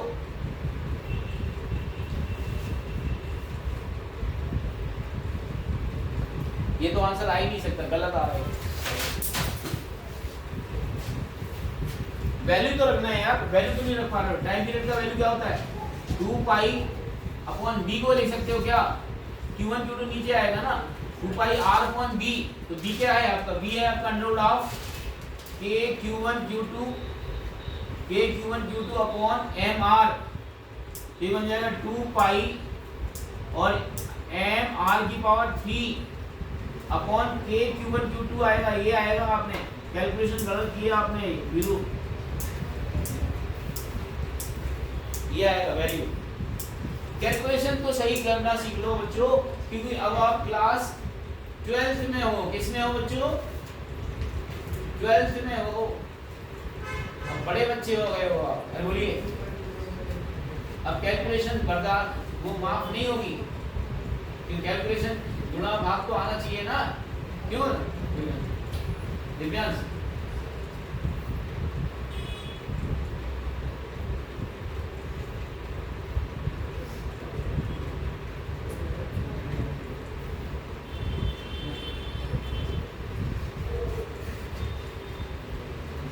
तो आपने क्या कॉन्सेप्ट सीखा इस क्वेश्चन में? बताओ क्या क्या बातें सीखी? पहली बात बताओ, पहली बात क्या सीखी? कि जब भी कोई पार्टिकल, बोलो मेरे साथ, जब भी कोई पार्टिकल, आवाज नहीं आ रही आप लोगों की, जब भी कोई पार्टिकल सर्किल में मूव करेगा तो सर्किल के सेंटर की तरफ जो लगने वाला कुल फोर्स सेंट्रीपिटल होता है और वो किसी न किसी से प्रोवाइड होता है। अब बताओ, अर्थ जो है सन के अराउंड क्यों घूम रही है? इसका लॉजिक भी यही छुपा हुआ है। अर्थ और सन के बीच में जो लगने वाला ग्रेविटेशन फोर्स है, कौन सा? वो इसके सेंट्रीपिटल फोर्स से बैलेंस है। किससे है? अर्थ और सन के बीच में। ऐसे इसी लॉजिक से पूरा ब्रह्मांड टिका हुआ है। अर्थ सन के अराउंड घूम रही है और अर्थ के अराउंड मून घूम रहा है, कोई ना किसी के अराउंड घूम रहा है। बोलिए, सब इसी कॉन्सेप्ट से टिके हुए हैं। किस कॉन्सेप्ट से? जरा दोहराओ तो। जब भी कोई भी पार्टिकल, इंग्लिश बोल सकते हैं, whenever a particle moving in a circular path, net force towards centre will be equal to centripetal force. ये बहुत ही जबरदस्त कॉन्सेप्ट है।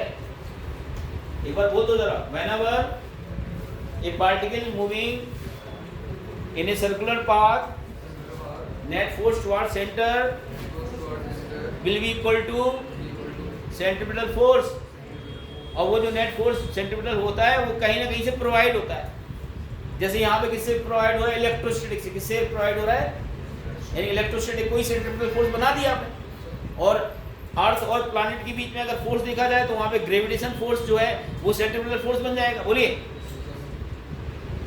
तो लॉजिक जबरदस्त है भाई, ये गजब लॉजिक है। पूरा का पूरा यूनिवर्स इसी कॉन्सेप्ट से टिका हुआ है, पूरा का पूरा यूनिवर्स। ठीक है, तो आगे बढ़े। अब हम आपको सुपरपोजिशन पे वेक्टर फॉर्म जो है पहले सिखाने रहे हैं। Coulomb's law in vector form. किसमें? Coulomb's law in vector form, ताकि जो डीपीपी जो नंबर 4 है ना, उसको भी आप क्वेश्चंस कर पाओ। डीपीपी 3 के क्वेश्चंस करे आपने क्या? वो तो आपको आज मिला, लेकिन इन बच्चों को कल मिल गया, परसों मिल गया था। तो आप एक काम करें, आज नहीं हम डाउट बताते हैं, अगली क्लास में बताएंगे, ताकि ये लोग भी कर लें। अरे बोलिए, तो Coulomb's law in vector notation लिख लीजिए। Coulomb's law in vector form. और हमने एक नई बात शुरू करी है, जो हमने बाहर प्रॉब्लम ऑफ द डे लिखा हुआ है ना, वो अच्छा क्वेश्चन होता है, उसमें अच्छा थिंकिंग होता है बेसिक ही क्वेश्चन है, ज़्यादा हाई फाई क्वेश्चन नहीं डालूंगा मैं क्वेश्चन वही डालूंगा जिसमें सोच डेवलप हो बच्चे की और अच्छे से कर पाए, ताकि कोई भी बच्चा देखेगा तो उसको क्वेश्चन समझ में आएगा कि हाँ एक क्वेश्चन है। अरे बोलिए, तो जब मैं ये चीज़ें पढ़ाऊंगा तब वो ट्राई करेंगी, अभी आप नहीं कर पाओगे। जो आज मैं अभी टॉपिक पढ़ाऊंगा इसके बाद ट्राई करेंगे तो शायद वो हो जाए। अरे बोलिए। तो जरा इसमें मैं बात कर रहा हूँ यहाँ पे Coulomb's law in vector form लिख लीजिए। कूलॉम को ऑन ही मिल रहा है, चल रहा है। Coulomb's law in vector form, Coulomb's law in vector form, Coulomb's law in vector form. देखिए पहले वेक्टर होता क्या है वो मैं पहले बता देता हूँ। वेक्टर नहीं जानोगे तो वेक्टर फॉर्म जान के करोगे क्या?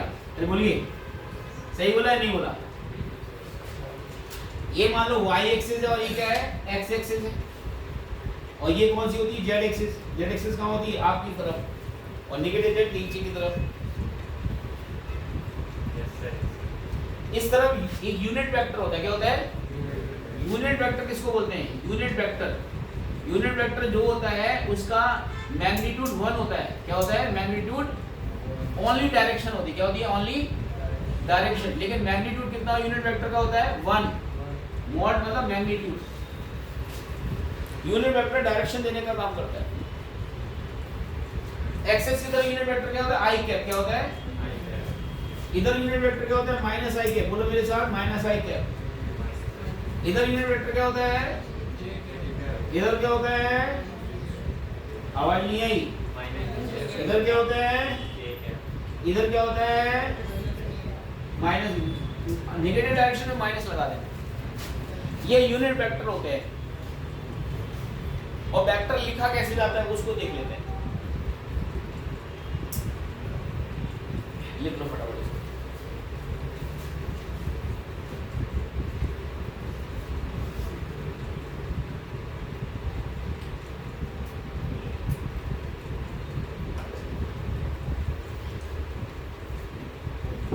कोई भी दुनिया का वेक्टर हो, चाहे वो वेलोसिटी वेक्टर हो, चाहे डिस्प्लेसमेंट हो, चाहे फोर्स हो, चाहे टॉर्क हो, एनर्जी तो वेक्टर नहीं होता ना, वेक्टर तो वेक्टर ही लेना पड़ेगा। तो वेक्टर लिखा कैसे जाता है जरा सुन लो, लिखना मत करो, stop writing. Vector is equal to होता है मैग्नीट्यूड मल्टीप्लाइड बाय डायरेक्शन। क्या होता है? Magnitude multiplied by direction. अगर मैं किसी भी डायरेक्शन को मैग्नीट्यूड से मल्टीप्लाई कर दूं तो वेक्टर बन जाएगा। अगर मैं a को वेक्टर बोल रहा हूं, क्या बोल रहा हूं? a को मैं वेक्टर बोल रहा हूं तो a के ऊपर एरो लगाऊं। क्या लगाऊंगा? एरो। a वेक्टर बराबर मॉड a इनटू a का डायरेक्शन, और डायरेक्शन को वेक्टर को क्या बोलते हैं? Unit vector. क्या बोलते हैं? यानी ये a का मैग्नीट्यूड कितना है? ये a का डायरेक्शन कितना है? ये मतलब डायरेक्शन मतलब यूनिट वेक्टर, मैग्नीट्यूड मतलब मैग्नीट्यूड। बोलिए, जैसे फॉर एग्जांपल अगर मैं आपसे यस देवांश बताओ, मैग्नीट्यूड में क्यों एरो आएगा? कहाँ एरो बना दिया? ये बेटा ये ऐसे जब ले लेते हो ना तो ये ऐसा बन जाता है बच्चे। अभी मॉड ले रहे हैं ना तो लेने के बाद फिर एरो हट जाएगा ना। मतलब उसका प्रश्न अच्छा सही था कि सर आपने इधर एरो क्यों लगाया। अभी हम ये दिखा रहे हैं कि देखो बेटा वेक्टर ए का मॉड हो रहा है। क्या हो रहा है? अब होने के बाद वो मैग्नीट्यूड बन गया ना, ताकि मैं अगर मैं डायरेक्ट ऐसे लिख देता तो पता ही नहीं चलता कि मॉड हुआ कि नहीं हुआ। अरे बोलिए, मतलब वो इंडिकेशन दे रहा है देखो वेक्टर का मॉड हो रहा है। अब वो क्या हो जाएगा? ए सिंपली मैग्नीट्यूड। अरे बोलिए, अब मैं एक चीज इसको, अब आप मुझे बताओ, आप कहो सर आप कोई भी वेक्टर का नाम लो, वेलोसिटी, फोर्स, टॉर्क, मोमेंटम, बहुत सारे वेक्टर्स होते हैं। किसी एक क्वांटिटी को कहो डिस्प्लेसमेंट, मैं उस किसी एक को वेक्टर फॉर्म में लिख के बताता हूँ कैसे लिखते हैं।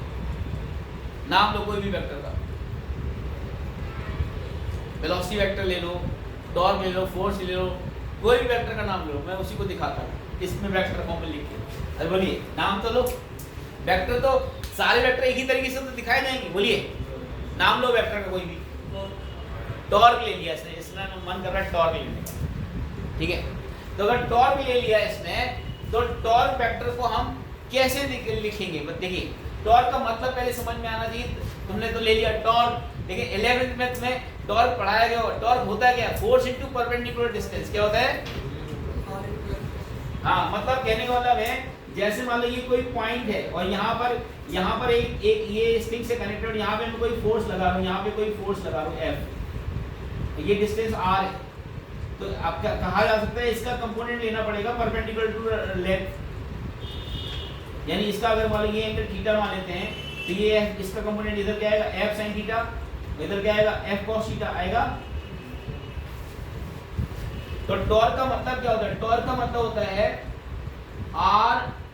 R परपेंडिकुलर इनटू F या F परपेंडिकुलर इनटू R, या तो F को R के परपेंडिकुलर ले लो या R को F के परपेंडिकुलर लो या F को R के कोई भी, जैसे आप यहाँ देखो F को मैंने R के परपेंडिकुलर, R क्या बना, ये बना इसके परपेंडिकुलर, ये माने इस पॉइंट इसके अबाउट घुमाना चाहते हैं, ये फोर्स किसके अबाउट घुमाना चाहते हैं बॉडी को, इसके अबाउट। हालांकि टॉर्क आगे मैं जस्ट लिखना सिखा रहा हूँ, अभी तो लिखना सीख लो। जैसे मान लो किसी बॉडी पे टॉर्क आ रहा है, बोलो 10 न्यूटन मीटर आ रहा है, कितना आ रहा है, और ये आ रहा है अलोंग नेगेटिव जेड एक्सिस आ रहा है, कहाँ आ रहा है, अलोंग नेगेटिव जेड एक्सिस। जब कोई बॉडी क्लॉकवाइज घूमती है तो टॉर्क नेगेटिव जेड एक्सिस आता है, क्या आता है। अब ये कैसे घुमाएगा, ऐसे ही तो घुमाएगा इसको, आर ये लग रहा है, एफ ये हो रहा है, ऐसे घुमाएगा तो clockwise torque negative Z axis हो रहा है। तो अगर इसको लिखना चाहूं क्या लिखूंगा, 10 into माइनस के कैप, ये हो गया वेक्टर फॉर्म में लिख गया। और यहाँ पे अगर यूनिट डाल दो न्यूटन पर मीटर, तो आप यूनिट समझ जाना कि ये टॉर्क वेक्टर की बात हो रही है। क्या हो रही है बात, मतलब 10 क्या हो गया मैग्नीट्यूड, डायरेक्शन क्या हो गई माइनस के, क्यों नेगेटिव जेड एक्सिस को माइनस के बोलते हैं, अभी बताया ना थोड़ी देर पहले। तो लिख दिया वेक्टर फॉर्म में 10, आप चाहो तो इसको ऐसा लिख लो -10 के, बात एक ही है, लेकिन ऐसा लिखना चाहिए। अब कहोगे ऐसा क्यों नहीं लिखना चाहिए, ऐसा इसलिए लिखना चाहिए कि मैग्नीट्यूड नेगेटिव नहीं होता। अगर ऐसे लिखोगे ना तो डायरेक्शन आपको अलग दिख जाएगी, आप डायरेक्ट कह सकते हो अरे भाई ये तो नेगेटिव जेड एक्सिस की तरफ है टॉर्क, कितना टॉर्क है 10। अब मैं चलो डिस्प्लेसमेंट को वेक्टर फॉर्म में लिख के दिखा रहा हूं, क्यों वेक्टर लिखना आना चाहिए ना भाई पहले। ये चीजें मैं 11th की आपको बेसिक्स बता रहा हूं, बोलिए। अब आप मेरे स्टूडेंट हो गए तो मेरी जिम्मेदारी बनती है कि आपको 11th की भी कुछ कुछ बेसिक चीजें तो आनी ही चाहिए, भले ही एकदम से नहीं आएंगी, रोज कुछ कुछ थोड़ा थोड़ा बताते रहेंगे तो आने लग जाएंगी ना यार। अरे बोलिए, एक एक बूंद से घड़ा भरता है, एकदम से घड़ा आज ही भर रहा हो ऐसा नहीं भरता, एक एक बूंद से भरता है। ये बूंद ही तो है, एक एक दे रहा हूँ, वेक्टर लिखना सिखा रहा हूँ। अरे बोलिए ना यार। और किसी दिन एक दो दिन अपसेट हो जाओगे तो वो बूंद कम हो जाएंगी, तो दोबारा होगे तो फिर बूंद फिर से कलेक्ट करनी पड़ेगी। अरे बोलिए, 3 दिन क्लास लगती है तो 3 दिन को टाइम से तो आना है ना। इनके बच्चे उस वजह से आना है 5:45 से आना स्टार्ट कर देते हैं, 5:30 से आने लगते हैं कुछ। आप मेरे बच्चे आते हैं जब डॉट 6 बज जाता है, 6:05 हो जाता है, कम से कम 5 मिनट 10 मिनट तो पहले आए, बैठ के तुम थोड़ा रिलैक्स हो जाओ, कूल तो हो जाओ। अरे बोलिए, क्या उनसे डरते हो क्या? उनसे डरने की जरूरत नहीं है, मैं तुमको उनसे अच्छा कर दूंगा, नोट कर लीजिए इस बात को, बस तुम्हें मेरी बात माननी होगी। बोलिए, तुम पैरेलल खड़े हो जाना, तुम्हारा नॉलेज उनसे ऊपर होगा, ये मैं लिख के देता हूँ। अरे बोलिए ना यार। तो वेक्टर लिखना सिखा रहा हूँ। वेक्टर लिखते कैसे हैं, मैग्नीट्यूड को किससे मल्टीप्लाई करते हैं, डायरेक्शन से, तो वेक्टर बन जाता है। अब चाहे मैं दुनिया का कोई भी वेक्टर लिखने बैठ जाऊं, चलो अब मैं नॉर्थ ईस्ट साउथ वेस्ट वाला वेक्टर लिखना सिखा देता हूं। बोलिए, हालांकि अभी इस लेक्चर से नॉर्थ ईस्ट साउथ वेस्ट नहीं होगा, 11th में होता है नॉर्थ ईस्ट साउथ वेस्ट, क्यों भाई, है ना। लेकिन वेक्टर थोड़ा सा तो लिखना आना चाहिए ना भाई। अब 11th में नहीं जा सकते तो थोड़ा थोड़ा करके लेके आएंगे ना यार। अरे बोलो भाई, पैर मत हिलाया करो यार, सारा कंसंट्रेशन पैर में ले जाते हो, हैं, कंसंट्रेशन दिमाग में रहना चाहिए। अरे बोलिए, इरेज कर दो इसको। चलिए, तो अब हम देखने जा रहे हैं, अब हम यहाँ पर नॉर्थ ईस्ट साउथ वेस्ट का कॉन्सेप्ट सिखाने जा रहे हैं। जरा देखिए नॉर्थ ईस्ट साउथ वेस्ट का कॉन्सेप्ट क्या होता है, तब जाके हम कूलॉम्स लॉ की समझेंगे। ठीक है, देखो अगर आपने बेसिक चीजें सीख ली ना तो फिर आराम से आगे की गाड़ी स्मूथ चलेगी। बोलिए, और अगर बेसिक चीजें नहीं सीखे तो बीच बीच में आपको गड्ढे आएंगे, गिर जाओगे, फिर साला उठाना पड़ेगा, फिर गिरोगे, फिर उठाना पड़ेगा। तो वो चीजें स्मूथ हो जाएंगी जब आप बेसिक चीजें सीख जाओगे। बोलो, है ना। तो अब मैं ये बात कर रहा हूं, जैसे मान लो ये आपने देखा होगा, इधर होता है नॉर्थ, ये होता है ईस्ट, ये होता है साउथ, ये होता है वेस्ट। अरे बोलो, और ऊपर मान लेते हैं जेड एक्सिस को मान लेते हैं आसमान, और नेगेटिव जेड एक्सिस को मान लेते हैं जमीन। अरे बोलिए ना यार, नेगेटिव एक्सिस को क्या मानते हैं? जमीन। क्योंकि नॉर्थ ऐसे तो नहीं होता ना, नॉर्थ साउथ ऐसे थोड़ी होता है, ईस्ट वेस्ट ऐसे होता है क्या? नॉर्थ यार प्लेन में होता है ना, प्लेन, साउथ हवा ऊपर थोड़ी होता है नॉर्थ। अरे होता है क्या? नॉर्थ ईस्ट, नॉर्थ, इसके बाद ईस्ट, फिर साउथ वेस्ट। अब मेरे पता थोड़ी ये नॉर्थ है, अब वो तो कंपास से पता चलेगा। बोलिए यार, जिस तरफ सन निकलता है उस तरफ कौन सी डायरेक्शन होती है? ईस्ट। अरे बोलिए, सन जिस तरह में छिपता है वो वेस्ट, उसे निकाल लो। सन की तरफ खड़े हो गया तो नॉर्थ ईस्ट हो गया, वेस्ट, फिर नॉर्थ साउथ। बोलिए, तो ऐसे करके निकाल लो। तो चलिए मैं अभी वो बात नहीं बता रहा हूँ, अभी मैं वेक्टर लिखना सिखा रहा हूँ। Are you getting my point? अब देखो ईस्ट डायरेक्शन को बोलते हैं एक्स एक्सिस, क्या बोलते हैं? और इसको बोलते हैं नेगेटिव एक्स एक्सिस, और इसको बोलते हैं हम लोग पॉजिटिव वाई एक्सिस, इसको बोलते हैं नेगेटिव वाई एक्सिस। अरे बोलो ना यार। अब ईस्ट एक्सिस की पॉजिटिव यूनिट वेक्टर क्या होगा? आई कैप। मतलब नॉर्थ ईस्ट की डायरेक्शन को क्या मानेंगे? आई। इसकी डायरेक्शन को मानेंगे माइनस आई, इसको मानेंगे जे, इसको मानेंगे माइनस ए। अरे भाई बताओ यार, जेड एक्सिस की डायरेक्शन को मानते के, नेगेटिव जेड एक्सिस को मानेंगे माइनस के, मतलब आसमान को मानेंगे के, और नेगेटिव और जमीन को मानेंगे माइनस के। अरे बोलिए, तो अगर चिड़िया ऊपर उड़ गई तो नीचे जमीन की तरफ चल गई तो? अगर मैं कहूँ आपसे एक वर्ड है, ध्यान देना कितनी जबरदस्त बात सुना रहा हूँ। मान लो आपसे कहा जाए ये वर्ड है, क्या है ये? Word is flying. जरा ध्यान देना, flying along east with 5 metre per second. तो अगर मैं इसकी वेलोसिटी लिखना पड़ा तो इस वेलोसिटी को क्या लिखूंगा? कौन लिख के बताएगा? बताओ, इस वेलोसिटी कौन लिख के बताएगा? जोर से बोलो, आवाज नहीं आई। 5i कैप, बहुत बढ़िया, अति सुंदर। 5i कैप मीटर पर सेकंड, ये वर्ड की वेलोसिटी होगी। इसको भी वैसे लिखा कि नहीं लिखा मैंने? मैग्नीट्यूड मल्टीप्लाइड बाय डायरेक्शन लिखा कि नहीं लिखा? अरे बोलिए, अगर मैं आपसे कहूंगा ए bird is flying along negative z axis with 4 meter per second and along positive y axis with 9 meter per second।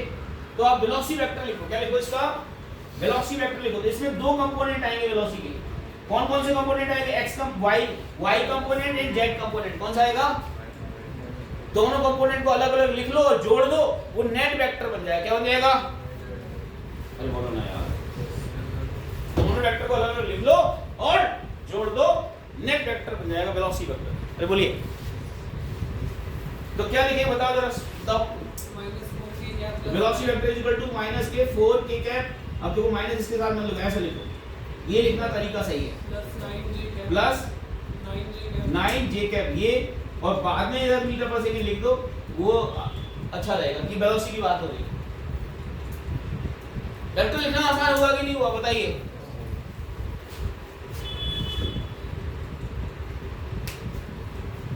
ये मैंने जो वेक्टर लिख के दिखा रहा हूं, ये मैथमेटिकल वे होता है। क्या होता है वेक्टर का लिखना? मैथमेटिकल वे होता है। This is the mathematical way of representation of vector. This is the mathematical way of representation of vector. लिख लीजिए। किसी भी तरह का कोई डाउट हो तो बताइए।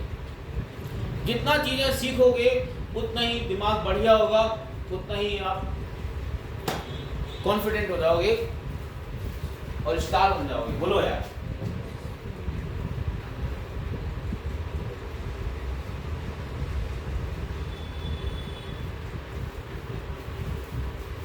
तो ये क्लास में अभी विराम देता हूँ, आप लोग बोलिए उनको वो मेरा फीस अभी कलेक्ट करना है मुझे, ठीक है?